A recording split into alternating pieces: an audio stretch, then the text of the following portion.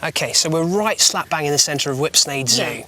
What we need is a really strong opener. Yeah, like punchy, action-packed like the last couple of weeks. Yeah, something really big, like a massive, epic animal. Steve! Oh, we're in a zoo. I mean, it should be pretty easy. Any problem?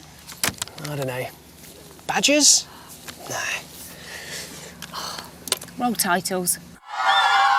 Hello, it's Saturday morning. Welcome to another Live and Deadly. We've got blue skies and sunshine again. The weathercons absolutely love us. And we're here at Whipsnade Zoo near Dunstable. It's about there. Yeah, and once again, we've brought our gorgeous Live and Deadly crew with us. Yeah! And we have a very lively Live and Deadly audience too.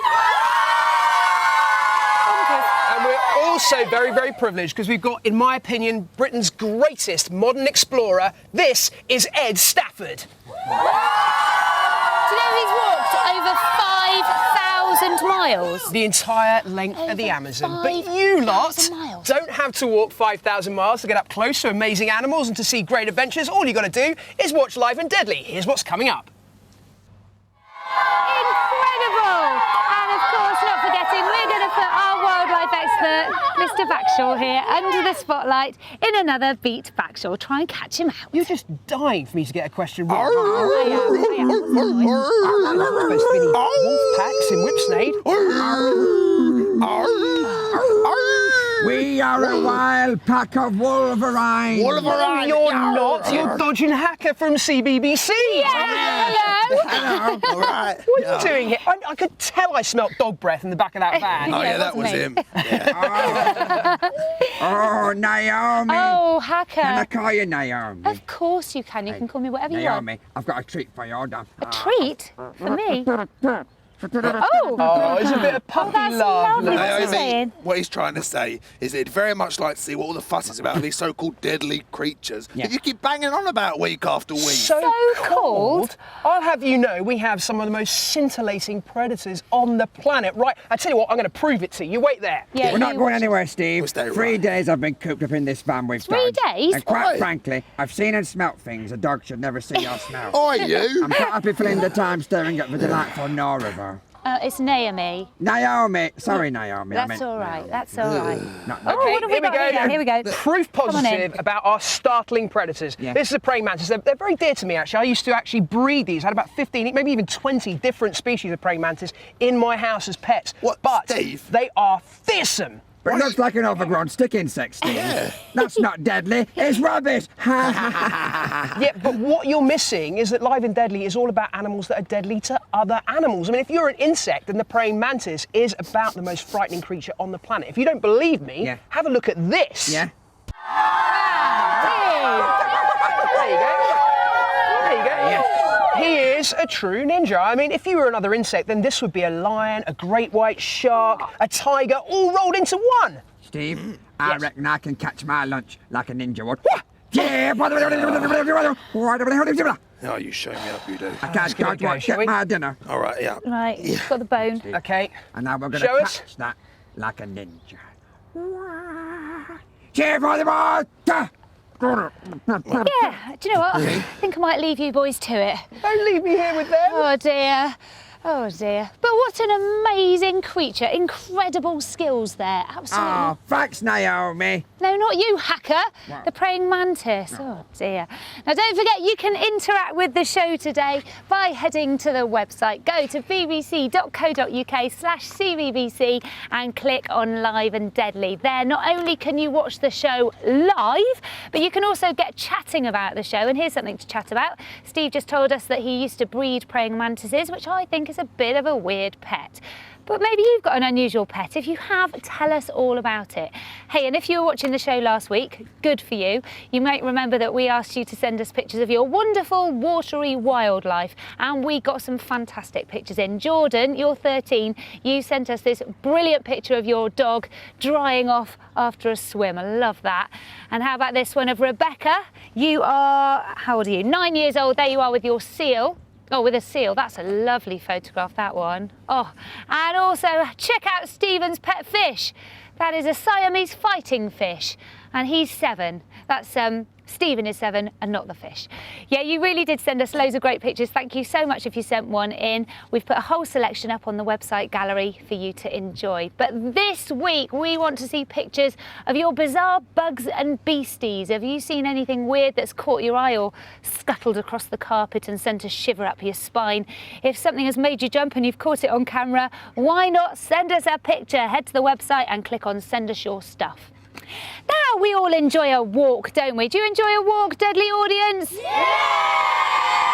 Well, here's one man who took walking to the extreme when he decided to trek along the entire length of the largest river in the world. It's Ed Stafford, and check out what he did.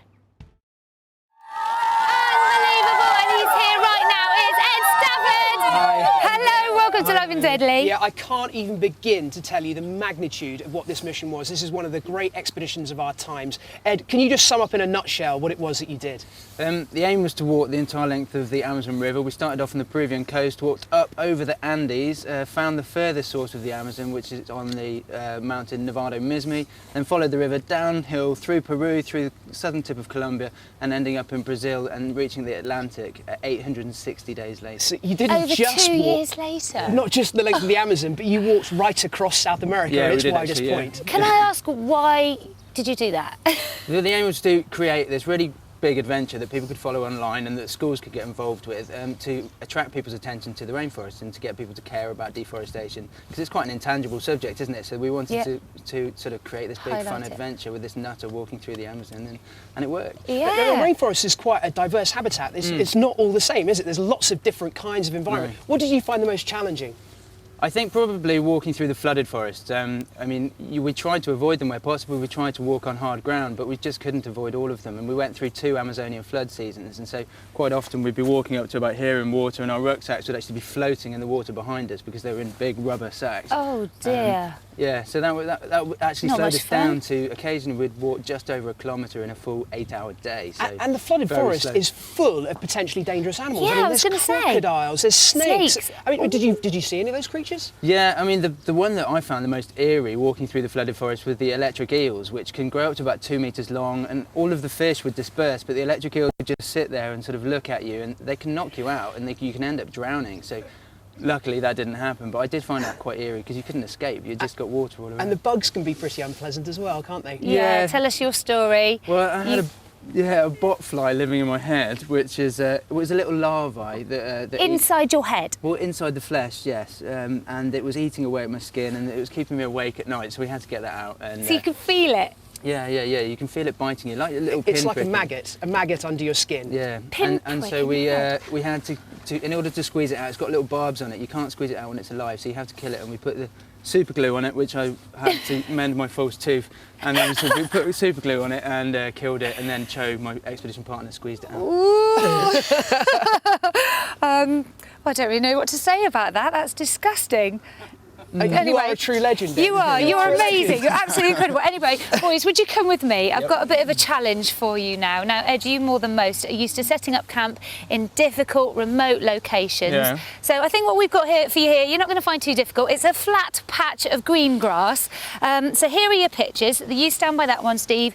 This is yours, Ed. And we thought, though, to make it a little bit more difficult, we'd bring the bad weather to you instead. So we're going to give you about 4 seasons in about a minute, all right? And your challenge is to try and pitch your tent while we do that. Are you ready? Yes. Yeah. Take it away in 3, 2, 1, go! First of all, I've got a wind machine. Touch of water, please. Let's add some leaves. Add some water leaves.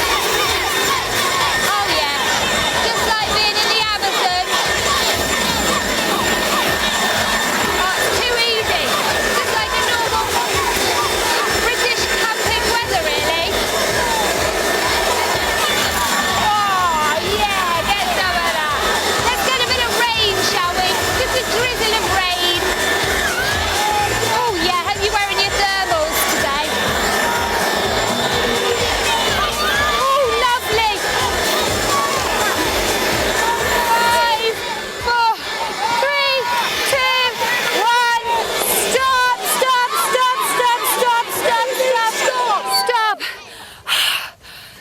sewing machine didn't even work, but that was crazy enough, I think. Mine's up. Wow.